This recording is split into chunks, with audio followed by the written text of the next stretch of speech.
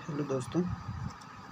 आज हम जो हरियाणा में एग्ज़ाम होता है जो जिसके माध्यम से माध्यमिक शिक्षक यानी कि पीजीटी लेवल पे जो शिक्षकों की भर्ती होती है हरियाणा में उसकी जो प्रारंभिक परीक्षा होती है जिसे एचटेट कहते हैं, उसके लेवल 3 के बारे में कुछ चर्चा करेंगे। जैसे कि आप लोग जानते हैं उसका एग्ज़ाम कई बार हो जो उसकी डेट आई और उसे पोस्टपोन भी कर दिया गया और अभी जल्दी में ही 1-2 दिन पहले ही उसकी न्यू डेट अनाउंस हुई है जो कि 30 और 31 जुलाई को डिसाइड की गई है। इसके पहले एग्ज़ाम 26 और 27 जुलाई को होना था।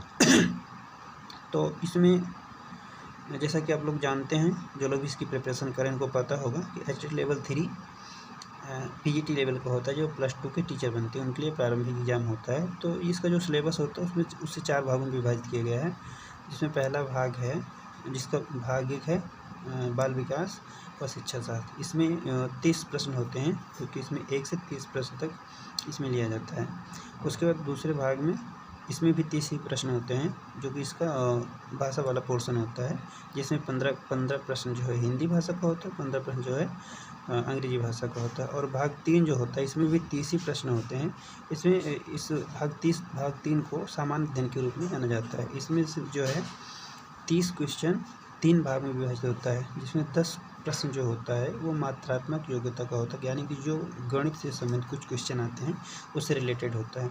और जो भाग इसमें जो दूसरा पार्ट होता है इसका वो तार्किक अभिक्षमता यानी कि इसे रीजनिंग कहते हैं आप लोग, उसका भी 10 प्रश्न आएगा। और तीसरा इसमें जो सेगमेंट होता है वो सामान्य ज्ञान एवं अभिज्ञान यानी कि जीके जीएस का होता है। इससे भी संबंधित 10 प्रश्न आते हैं। और इसमें भाग चौथा जो है इसमें 60 प्रश्न आते हैं जो कि विषय विशेष का होता है। चूँकि हमारा विषय अर्थशास्त्र है इसलिए हम अर्थशास्त्र से संबंधित चर्चा करें। इसी हिसाब से जिनका भी विषय भूगोल रहा हो, इतिहास रहा हो, नागरिक शास्त्र रहा हो या पॉलिटिकल साइंस रहा हो, इसी तरह से उनके भी जो है 60 प्रश्न ही आते हैं।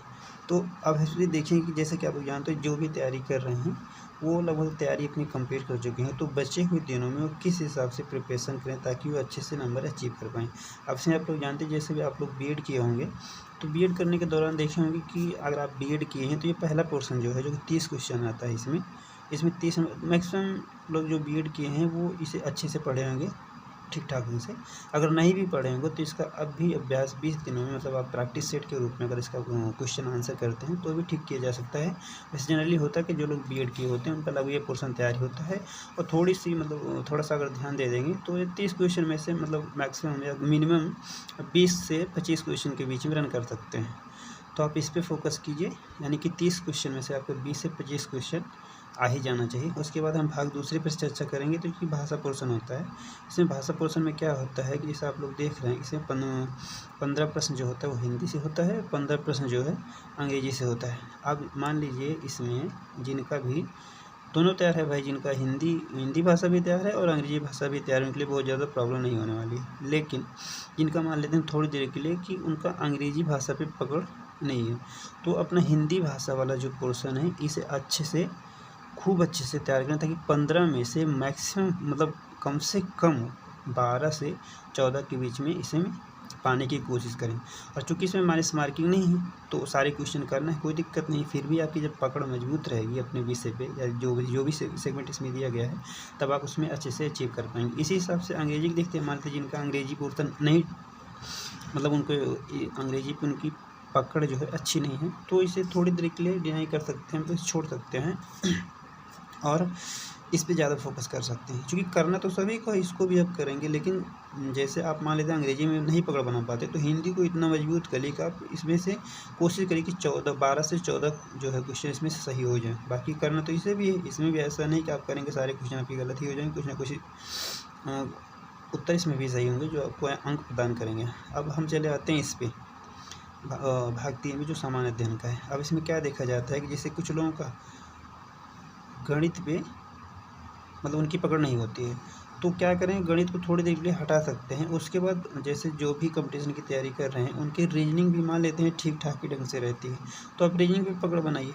रीजनिंग अगर आप अच्छे से अभी अभ्यास करते हैं 20 दिन 10 दिन 15 दिन या जो भी बचा हुआ है आप इस पर अच्छे से करिए, इसको मजबूत करिए, इसका प्रैक्टिस करिए खूब ज़्यादा। उसके बाद सामान्य ज्ञान और अभिज्ञान का, इसमें भी जीके जीएस आप जो स्टैटिक जीके जीएस है उसको पकड़ते रहिए, उस पर पकड़ बनाइए, उसका भी अभ्यास कीजिए तो मतलब हमारे कहने का मतलब जिस पे ग्रीन लाइन चली हुई है, अब इसको ज़्यादा से मतलब जो वीक बच्चे मान लीजिए जिनकी दोनों से पकड़ है हर जगह तो ठीक है, लेकिन आप इस जिन पे हम ग्रीन लाइन किए हैं अगर इनको भी अच्छे से तैयार करते हैं तब भी इसको आप इस एग्ज़ाम को क्वालिफाई कर सकते हैं। चूँकि ये एक क्वालिफाइंग नेचर का पेपर है, आप इस एक एलिजिबिलिटी पेपर है, आप इसमें एक डिसाइड किया गया है वहाँ की संस्था के द्वारा, सरकार के द्वारा, आप इतना नंबर पा के सीटेट और टेट वगैरह होते हैं उसी तरह से इसमें भी एक परसेंटेज आपको लाना ही होगा, तभी जाके आप इस परीक्षा को पास कर पाएंगे अगले चरण के लिए। अब आते हैं भाग 4 में। अब ये आपका विषय विशेष होता है। विषय विशेष में 60 प्रश्न आते हैं। चूँकि हमारा विषय अर्थशास्त्र रहा है, अब इसलिए हम अर्थशास्त्र से रिलेटेड चर्चा करेंगे। चूँकि हम भी दिए थे इसके पहले जो एग्ज़ाम हुआ था उसमें हम दिए थे, तो हमारा भी ठीक ठाक नंबर प्राप्त, हमें भी ठीक ठाक नंबर मिल गया था। तो इसमें देखते हैं कि इसमें 60 क्वेश्चन आते हैं। 60 क्वेश्चन में से यानी कि 91 से 150 तक जितने क्वेश्चन होंगे सबके विषय विशेष यानी अर्थशास्त्र से संबंधित होंगे। आपकी पकड़ जो है इस पर अच्छे से होनी चाहिए, मतलब आपको कम से कम इसमें 50 से 55 के बीच में क्वेश्चन इसे लाना ही होगा, मतलब अच्छे से करने के लिए। इधर मान लीजिए जो पोर्सन आपको कमज़ोर हो, लेकिन आपको विषय विशेष जो है, विषय विशेष पे आपकी पकड़ होनी चाहिए, तभी जाके आप इसे अच्छे से क्रैक कर सकते हैं। तो हम यहाँ देखते हैं कि जिस पे ग्रीन लाइन हम की है हमारी बाल विकास, इसको आप अच्छे से कर लीजिए, ठीक है। और यानी कि 30 में से आप 20 से 25 के बीच में यहाँ रन कीजिए। उसके बाद भाग 2 में से आप हिंदी को अच्छे से करिए, मतलब यहाँ 12 से 14 प्रश्न के बीच में जो है आप लाने की कोशिश कीजिए। उसके बाद क्या होगा, इधर ये जो तार्किक वाला यानी कि रीजनिंग वाला है, मात्रात्मक या मैथ आप छोड़ सकते हैं। उसके बाद क्या होगा, तो हम देखते हैं कि अर्थशास्त्र में अगर मान लीजिए आप इसमें 60 प्रश्न दिए हुए हैं, 60 में से आपको कम से कम 50 तो अचीव करना ही है। तो इस हिसाब से मान लेते हैं आप यहाँ 50 पा जाते हैं, 60 में से यहाँ 50 पा जाते हैं, और इसमें से हम मान लेते हैं यहाँ 10 में से आपके, इसमें 60 में से आप 50 पा जाते हैं। उसके बाद क्या होता है, अब यहाँ 50 आप पा जाएंगे। 50 पाने के बाद आप यहाँ देखेंगे कि जो तार्किक वाला रीजनिंग वाला पोर्शन है, आप यहाँ भी कम से कम 5 से 7-8 क्वेश्चन यहाँ भी कर लेंगे। सामान्य ज्ञान में भी करना तो सभी को है, लेकिन ज़्यादातर आप इसका अभ्यास करते रहिए ताकि यहाँ भी 5-7 क्वेश्चन आराम से बन जाए आपके। उसके बाद हिंदी, लगभग लोगों की जो कंपटीशन तैयारी करते हैं उनकी तैयारी रहती है, तो कम से कम कोई कितना भी कम पाएगा तो 15 में से 10 क्वेश्चन आराम से सही कर सकता है वो। अगर इनकी अच्छी पकड़े तो आप 15 पा सकते हैं। हमें भी ऐसा किया था, लगभग 14 क्वेश्चन हमारे भी सही हुए थे हिंदी में। अंग्रेजी में मान लीजिए आपकी नहीं पकड़े बिल्कुल, तब भी क्वेश्चन सारे करना है, क्योंकि माइनस मार्किंग का प्रोसेस है नहीं इसमें, तो आप करेंगे तब भी कुछ ना कुछ हम मान लेते हैं 4-5 क्वेश्चन आपके सही हो ही जाएंगे। उसके बाद भाषा वाला पोर्शन कंप्लीट होगा, फिर आपका आ गया बाल विकास। इसमें भी आपको अच्छे से करना है ताकि इसमें भी आपको 20 से 25 क्वेश्चन के बीच आप हो जाएँ।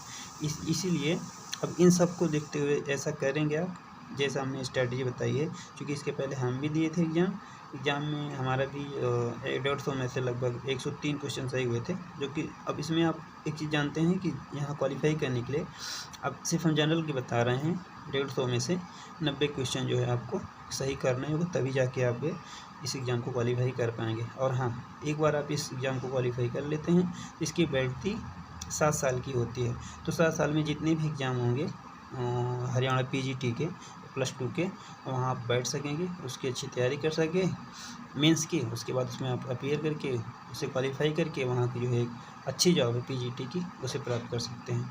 तो ये मतलब आपको वहाँ का टीचिंग एग्ज़ाम देने के लिए पहला प्रोसेस है जिसे आपको कंप्लीट करना ही होगा। इस हिसाब से आप जो भी बचे हुए दिन हैं, जिस हिसाब से मैंने बताया कि इन सबको अच्छे से अब कुछ पढ़ना नहीं है, जिनको भी पढ़ना लिखना था वो लगभग पढ़ चुके होंगे। जो भी अच्छे बच्चे रहेंगे पढ़ने के लिए, जो भी अच्छे अभ्यर्थी रहे होंगे, वो सारी चीज़ें कॉन्सेप्चुअल वगैरह पढ़ ली होंगी। अब आपको सिर्फ और सिर्फ क्वेश्चन पे ध्यान देना है, कुछ नहीं पढ़ना है। सारे के सारे से आप प्रैक्टिस करिए, खासकर अपने विषय की विशेष पकड़ बनाए रखिए। इसके साथ साथ आप यहाँ चलिए बाल विकास वाले पे, ये भी लगभग चीज़ें लोगों को तैयारी होती हैं। उसके बाद फिर हिंदी वाले पोर्शन पे चलिए, उसके बाद फिर रीजनिंग देख लीजिए, उसके बाद फिर सामान्य ज्ञान। इतनी सारी चीज़ें आप कर लेंगे, ज़्यादा से ज़्यादा आपको ये लगभग जो क्वालिफाइंग के लिए जितनी ज़रूरत होती है उतना आपको प्राप्त हो जाएगा। हाँ, एक बात ध्यान रखना है कि एग्ज़ाम में आपको कोई भी क्वेश्चन, एक भी क्वेश्चन छोड़ना नहीं है। हाँ, इसमें एक पोर्शन रहता है कि इसमें जैसा कि हम आपको दिखाते हैं, इसमें एक ऑप्शन दिया रहता है, माफ़ कीजिए, हम थोड़ा मेंस के बारे में बता रहे थे, मेंस के बारे में बताने लगे थे, तो उसमें मेंस नहीं जाना है, तो हमें यही देखना है, एलिजिबिलिटी वाले पे ही देखना है। अब बचे हुए टाइम पे आप सिर्फ और सिर्फ क्वेश्चन का अभ्यास कीजिए अपने विषय पे, बाल विकास पे, भाषा वाले पे, खास करके हिंदी पे। अंग्रेजी जिनकी ठीक है तो अंग्रेजी पे, हिंदी जिनकी ठीक है हिंदी पे, दोनों पे अगर मान लीजिए एवरेज दोनों ठीक है तो दोनों आप दोनों कर सकते हैं। उसके बाद रीजनिंग, उसके बाद सामान्य ज्ञान। मान लीजिए मैथ जिनका नहीं ठीक हुआ तब भी कोई दिक्कत नहीं, मैथ आप छोड़ सकते हैं, करना क्वेश्चन सभी को कर लेना है, लेकिन अगर नहीं आती तब भी कोई दिक्कत नहीं है। अब ये सारी चीज़ें जिन पे हमने ग्रीन लाइन की है, इन सबको आप तैयार करके ये एवरेज वाले, एक एवरेज बच्चा जो बहुत ज़्यादा बहुत ज़्यादा स्मार्ट नहीं है, बहुत ज़्यादा पढ़ा लिखा नहीं, बहुत ज़्यादा पढ़ाकू नहीं, बहुत ज़्यादा तेज़ नहीं है, फिर भी वो आसानी से इस एग्ज़ाम को क्रैक कर सकता है। आगे आने वाली जो भर्ती है हरियाणा में, जो भी ये भर्ती आएगी PGT की, उसमें आप शामिल हो सकते हैं। Thank you.